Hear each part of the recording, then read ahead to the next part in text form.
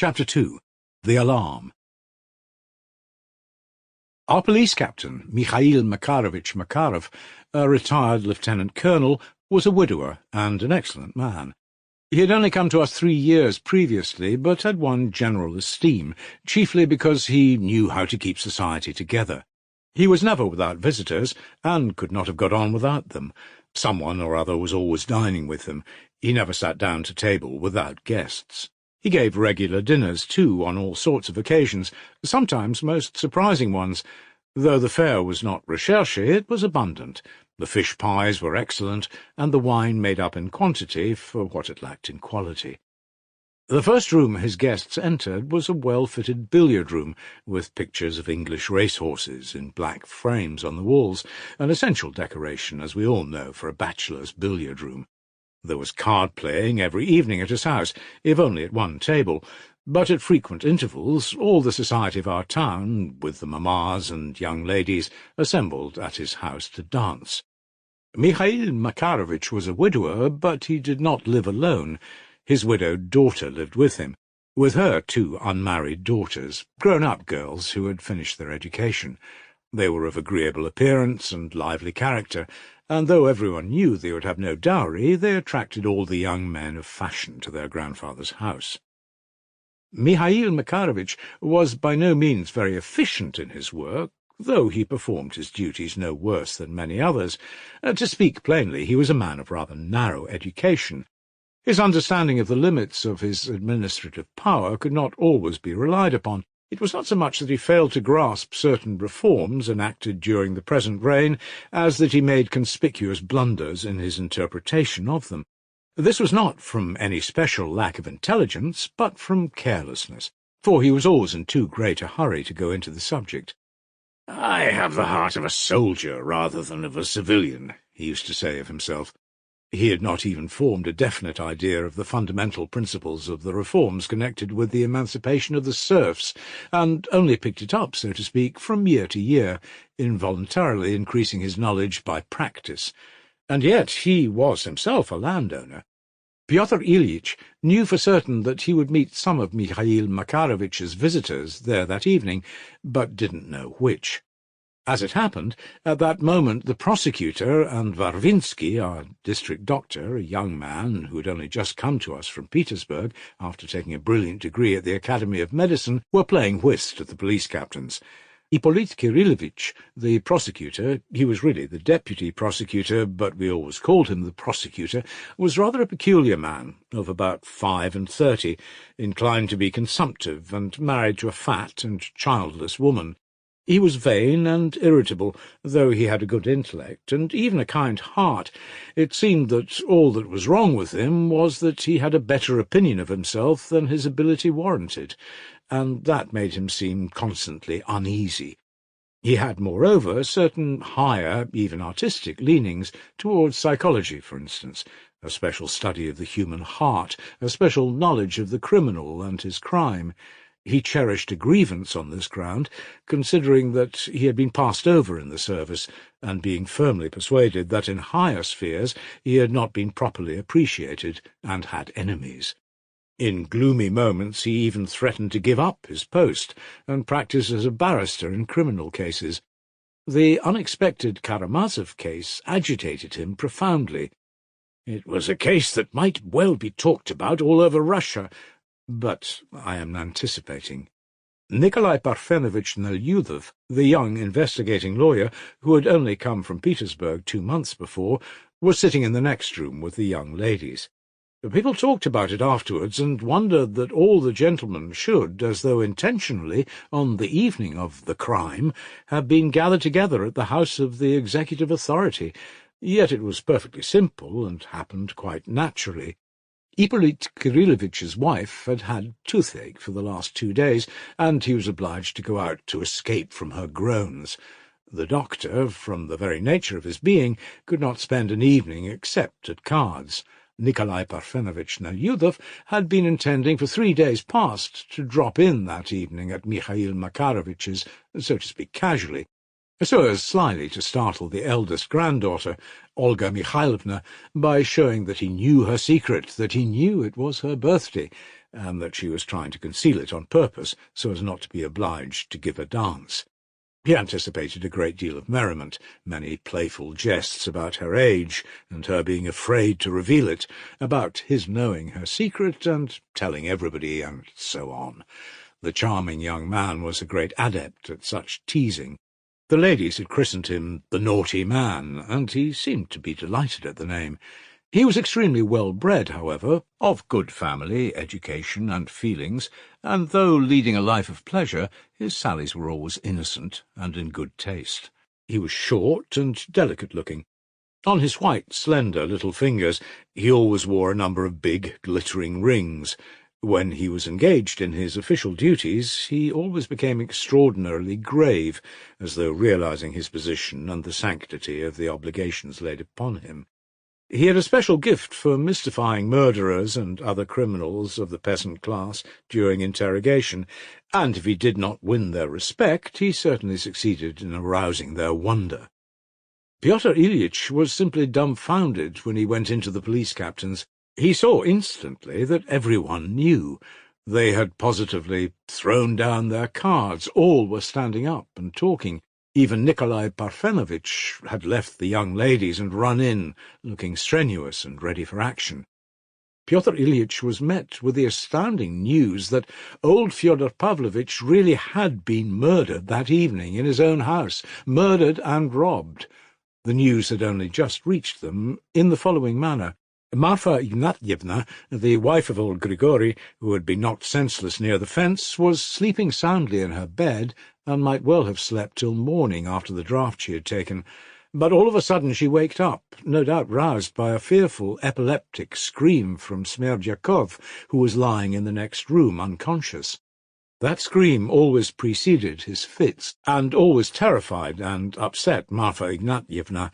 She could never get accustomed to it. She jumped up and ran half awake to Smerdyakov's room, but it was dark there, and she could only hear the invalid beginning to gasp and struggle. Then Marfa Ignatyevna herself screamed out and was going to call her husband, but suddenly realized that when she'd got up he was not beside her in bed. She ran back to the bedstead and began groping with her hands, but the bed was really empty. Then he must have gone out. Where? She ran to the steps and timidly called him. She got no answer, of course, but she caught the sound of groans far away in the garden in the darkness. She listened. The groans were repeated, and it was evident they came from the garden. Good Lord, just as it was with Lizaveta Smerdyashia, she thought distractedly. She went timidly down the steps and saw that the gate into the garden was open.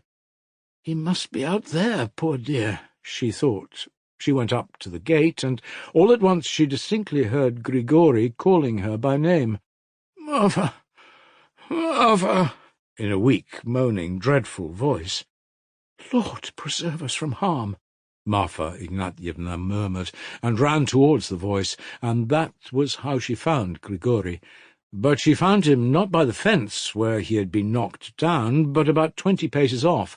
It appeared later that he had crawled away on coming to himself, and probably had been a long time getting so far, losing consciousness several times. She noticed at once that he was covered with blood, and screamed at the top of her voice. Grigory was muttering incoherently. "He has murdered. His father murdered. Why scream, silly? Run, fetch someone." But Marfa continued screaming, and seeing that her master's window was open, and that there was a candle alight in the window, she ran there and began calling Fyodor Pavlovitch. But, peeping in at the window, she saw a fearful sight. Her master was lying on his back, motionless on the floor. His light-coloured dressing-gown and white shirt was soaked with blood. The candle on the table brightly lighted up the blood and the motionless dead face of Fyodor Pavlovitch. Terror-stricken, Marfa rushed away from the window, ran out of the garden, drew the bolt of the big gate, and ran headlong by the back way to the neighbour, Maria Kondratyevna. Both mother and daughter were asleep, but they waked up at Marfa's desperate and persistent screaming and knocking at the shutter. Marfa, shrieking and screaming incoherently, managed to tell them the main fact and to beg for assistance. It happened that Fama had come back from his wanderings and was staying the night with them. They got him up immediately, and all three ran to the scene of the crime. On the way, Maria Kondratyevna remembered that at about 8 o'clock she heard a dreadful scream from their garden, and this was no doubt Grigori's scream. "Parricide!" uttered when he caught hold of Mitya's leg. "One person screamed out and then was silent," Maria Kondratyevna explained as she ran. Running to the place where Grigori lay, the two women, with the help of Fama, carried him to the lodge. They lighted a candle and saw that Smerdyakov was no better, that he was writhing in convulsions, his eyes fixed in a squint, and that foam was flowing from his lips. They moistened Grigori's forehead with water mixed with vinegar, and the water revived him at once. He asked immediately, "Is the master murdered?" Then Fama and both the women ran to the house, and saw this time that not only the window, but also the door into the garden was wide open, though Fyodor Pavlovitch had for the last week locked himself in every night, and did not allow even Grigori to come in on any pretext. Seeing that door open, they were afraid to go in to Fyodor Pavlovitch, for fear anything should happen afterwards, and when they returned to Grigori, the old man told them to go straight to the police captain.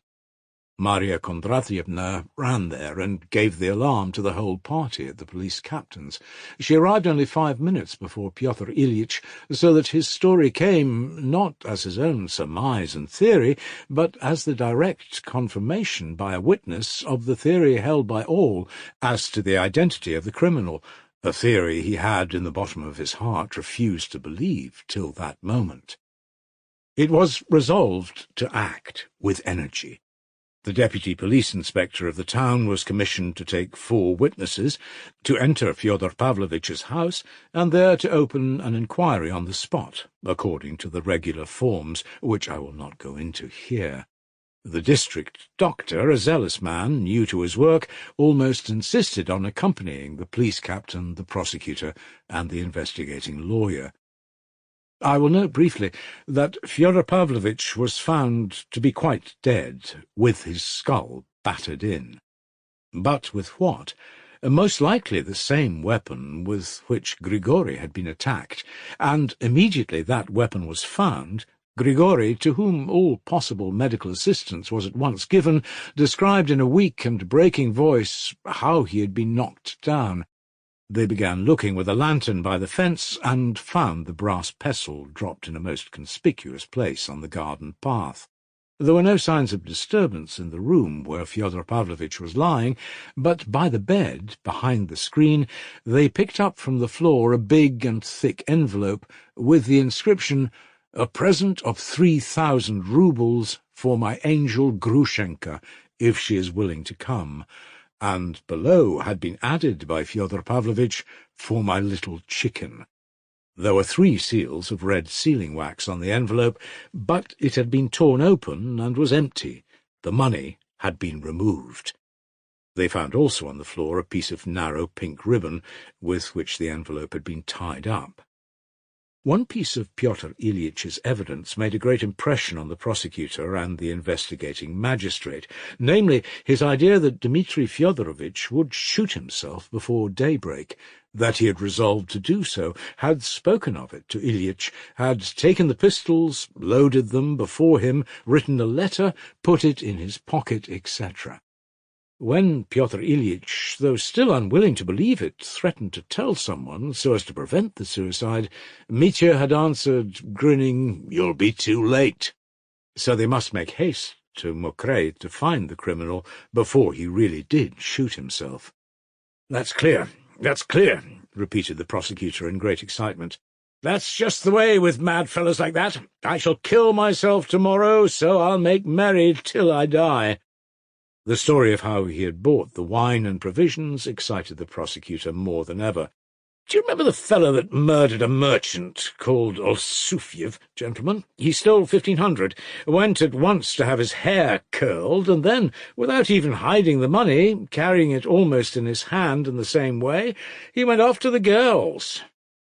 All were delayed, however, by the inquiry, the search, and the formalities, etc., in the house of Fyodor Pavlovitch. It all took time. And so 2 hours before starting, they sent on ahead to Mokre the officer of the rural police, Mavriky Mavrikyevich Shmertsov, who had arrived in the town the morning before to get his pay. He was instructed to avoid raising the alarm when he reached Mokre, but to keep constant watch over the criminal till the arrival of the proper authorities, to procure also witnesses for the arrest, police constables, and so on. Mavriky Mavrikyevich did as he was told, preserving his incognito and giving no one but his old acquaintance, Trifon Borisovich, the slightest hint of his secret business. He had spoken to him just before Mitya met the landlord in the balcony, looking for him in the dark, and noticed at once a change in Trifon Borisovich's face and voice. So neither Mitya nor anyone else knew that he was being watched. The box with the pistols had been carried off by Trifon Borisovich and put in a suitable place. Only after 4 o'clock, almost at sunrise, all the officials, the police captain, the prosecutor, the investigating lawyer, drove up in 2 carriages, each drawn by 3 horses. The doctor remained at Fyodor Pavlovitch's to make a post-mortem next day on the body, but he was particularly interested in the condition of the servant, Smerdyakov. Such violent and protracted epileptic fits, recurring continually for 24 hours, are rarely to be met with, and are of interest to science, he declared enthusiastically to his companions, and, as they left, they laughingly congratulated him on his find. The prosecutor and the investigating lawyer distinctly remembered the doctor saying that Smerdyakov could not outlive the night.